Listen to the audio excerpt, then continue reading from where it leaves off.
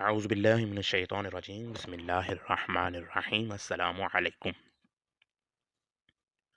حضور نبی کریم صلی اللہ علیہ وآلہ وسلم مکہ سے ہجرت فرما کر مدینہ منورہ میں نزول اجلال فرمایا تو انسان مدینہ نے آپ صلی اللہ علیہ وآلہ وسلم کے سامنے اپنے دیدہ دل فراش راہ کر دیے، لیکن نبی کریم نے ان میں سے اپنے ایک انصاری جانصار کو نہ پایا جو بیت عقبہ کبیرہ میں واہلانہ جوش و خروش کے ساتھ آپ صلی اللہ علیہ وآلہ وسلم کی بیعت کر چکے تھے، اور بآواز بلند اللہ کی قسم کھا کر یہ عہد کر چکے تھے کہ حضور مدینہ تشریف لائیں تو ہم اپنی جان اور آل اولاد کے ساتھ آپ کی حفاظت کریں گے۔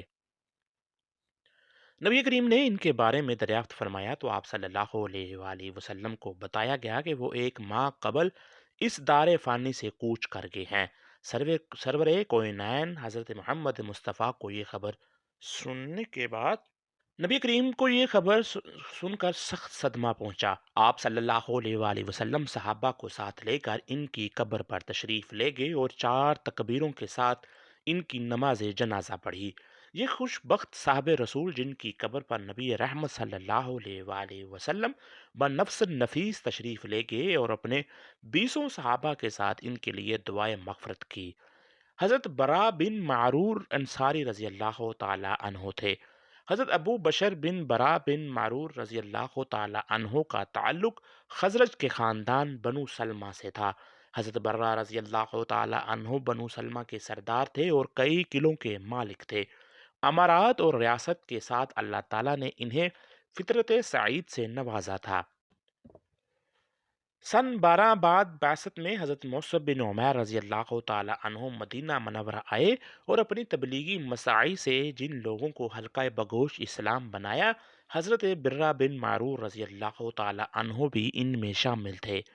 سن 13 نبوت میں مدینہ کے جو 75 لوگ مکہ جا کر بیت عقبہ کبیرہ کی سعادت سے بہرہ ہوئے، حضرت برہ بن معرور رضی اللہ تعالی عنہ بھی انہی میں شامل ہی نہیں تھے، بلکہ انہوں نے اس موقع پر نہایت اہم کردار ادا کیا۔ امام احمد بن حنبل رحمۃ اللہ علیہ اور ابن حشام نے محمد بن اسحاق کے حوالے سے حضرت کعب بن مالک انصاری رضی اللہ تعالی عنہ کی یہ روایت نقل کی ہے کہ ہم اپنی قوم کے مشرکین کے ساتھ حج کے لیے روانہ ہوئے۔ ہمارے مسلمانوں کے ساتھ ہمارے بزرگ اور سردار برہ بن معرور رضی اللہ تعالی عنہ بھی تھے۔ اسی اسنا میں انہوں نے کہا، میری ایک رائے ہے، معلوم نہیں تمہیں اس سے اتفاق ہے یا اختلاف۔ ہم نے پوچھا وہ کیا ہے؟ انہوں نے کہا کہ میرا خیال یہ ہے کہ میں کعبہ کی طرف رخ کر کے نماز پڑھوں اور اس کی طرف پشت نہ کروں۔ ہم نے کہا ہمیں تو یہ معلوم ہوا کہ رسول اللہ صلی اللہ علیہ وآلہ وسلم شام بیت المقدس کی طرف منہ کر کے نماز پڑھتے ہیں، ہم تو آپ صلی اللہ علیہ وآلہ وسلم کے طریقے کے خلاف عمل نہ کریں گے۔ مگر برہ بن معرور رضی اللہ تعالی عنہ کعبہ کی طرف منہ کر کے ہی نماز پڑھتے رہے اور ہم انہیں ٹوکتے رہے۔ جب ہم لوگ مکہ پہنچے تو حضرت برہ رضی اللہ تعالی عنہ نے مجھ سے کہا، بتیجے چلو رسول اللہ کی خدمت میں حاضر ہو اور آپ صلی اللہ علیہ وآلہ وسلم سے دریافت کریں کہ میرا کعبہ کی طرف منہ کر کے نماز پڑھنا جائز ہے یا نہیں، کیونکہ تم لوگوں کے اختلاف کی وجہ سے میرے دل میں وسوسہ پیدا ہو گیا ہے۔ چنانچہ ہم دونوں مکہ کے ایک شخص سے آپ صلی اللہ علیہ وآلہ وسلم کا پتہ پوچھ کر حرم گئے، جہاں آپ صلی اللہ علیہ وآلہ وسلم اپنے چچا عباس کے ساتھ تشریف فرما تھے۔ ہم نے آپ صلی اللہ علیہ وآلہ وسلم کو سلام کیا اور آپ صلی اللہ علیہ وآلہ وسلم نے حضرت عباس رضی اللہ تعالی عنہ سے پوچھا، آپ ان دونوں کو جانتے ہیں؟ حضرت عباس نے تجارت کے سلسلے میں ہمارے ہاں آتے رہتے تھے اور ہمیں جانتے تھے۔ انہوں نے کہا، ہاں یہ برہ بن مرور رضی اللہ تعالی عنہ ہے اور یہ کعب بن مالک رضی اللہ تعالی عنہ۔ حضرت برہ رضی اللہ تعالی عنہ نے آپ صلی اللہ علیہ وآلہ وسلم سے پوچھا، اے اللہ کے نبی، اللہ نے مجھ کو اسلام کی ہدایت کی اور میں سفر کر کے یہاں آیا ہوں۔ میرا خیال ہے کہ میں کعبہ کی طرف پیٹھ کرنے کی بجائے اس کی طرف منہ کر کے نماز پڑھوں، اور میں ایسا کرتا ہوں، لیکن میرے ساتھی اس کے خلاف ہیں۔ اس بارے میں آپ کا کیا حکم ہے؟ रसूल अल्लाह ने फरमाया, तुम एक किबले पर ज़रूर हो लेकिन अभी सब्र करना चाहिए।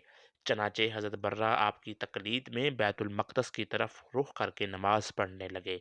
अय्याम तशरीक के बीच वाले दिन रसूलुल्लाह हज़रत अब्बास रज़ी अल्लाह तआला अन्हो के हमरा उक़बा तशरीफ़ लाए। यहाँ मदीना के तमाम अहले हक मुशरिकीन से अलग होकर जमा हो गए। कुछ देर रसूलुल्लाह सल्लल्लाहु अलैहि वसल्लम और अंसार के दरमियान गुफ्तगू होती रही। इस दौरान में जब अंसार ने कहा कि आप अपने लिए जो अहद हमसे लेना चाहें ले लें, तो रसूलुल्लाह ने फरमाया, मैं तुमसे इस बात पर बैत लेता हूँ कि तुम मेरी इसी तरह हमायत हमायत और हिफाजत करते रहो जिस तरह खुद अपने अहलो अयाल की करते हो। नाजरीन, अमाम अहमद और अमाम बहकी ने लिखा है कि रसूलुल्लाह का इरशाद सुनकर हज़रत बर्रा बिन मारूर रज़ी अल्लाह तआला अन्हो ने रसूलुल्लाह के दस्ते मुबारक अपने हाथ में लेकर अर्ज़ किया, जी हाँ, अल्लाह की कसम जिसने आपको हक के साथ माबूस किया है, हम अपनी जानों और आले औलाद की तरह आपकी हिफाजत करेंगे। या रसूलुल्लाह, हमसे बैत लीजिए, हम जंग अज़मा लोग हैं और हमने इसे अपने बाप दादा से विरसे में पाया है। नाज़रीन, एक रवायत है कि उस मौका पर हज़रत बर्रा बिन मारूर के ये अल्फाज नकल किए हैं, हम खूब समाने जंग और लड़ने की ताकत रखते हैं। हमारा ये हाल उस वक्त था जब हम बुत परस्त थे, तो हमारा भला हमारा क्या हाल होगा जबकि अल्लाह ने हमें हदायत दी जिससे दूसरे लोग महरूम हैं। मोहम्मद रसूलुल्लाह के ज़रिए से हमारी तायद फरमाई। इब्न साद ने एक रवायत में बैत अक़बा के मौका पर हज़रत बर्रा बिन मारूर रज़ी अल्लाह तआला अन्हो से ये अल्फाज मंसूब किए हैं, "ए अब्बास, हमने आपकी बात सुन ली है, यानी कि ये कि तुम खूब सच सोच समझ लो कि तुम में तमाम अरब की मुखालफत मोल लेने की ताकत है या नहीं। अल्लाह की कसम, हमारे दिलों में कुछ और होता तो हम साफ साफ कह देते, लेकिन हम तो रसूलुल्लाह सल्लल्लाहु अलैहि वसल्लम के साथ सच्ची वफादारी करना और आप सल्लल्लाहु अलैहि वसल्लम के लिए अपनी जानें कुर्बान कर देंगे। इन रवायत से हज़रत बर्रा बिन मारूर रज़ी अल्लाह तआला अन्हो के इखलास और जोश ईमानी का बखूबी अंदाज़ा किया जा सकता है।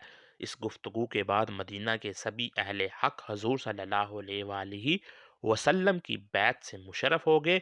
ये बैत तारीख में अक़बा कबीरा या लैलतुल अक़बा के नाम से मशहूर है। बैत के बाद रसूलुल्लाह ने अंसार से फरमाया कि अपने अंदर से 12 नकीब मुंतखब कर दो, अपने अंदर से 12 नकीब मुंतखब करके दो, जो